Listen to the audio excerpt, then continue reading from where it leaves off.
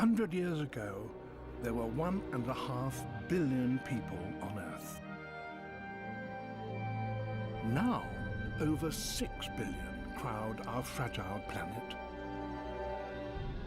But even so, there are still places barely touched by humanity.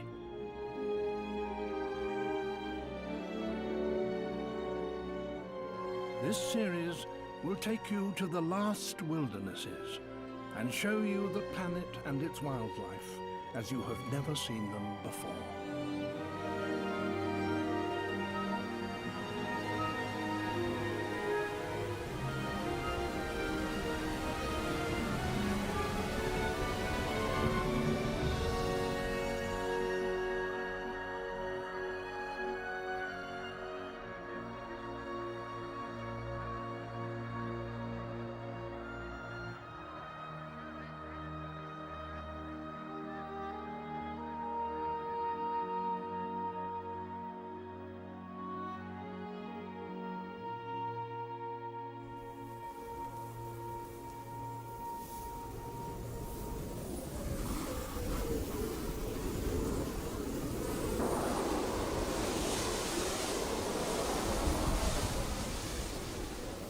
Imagine our world without sun.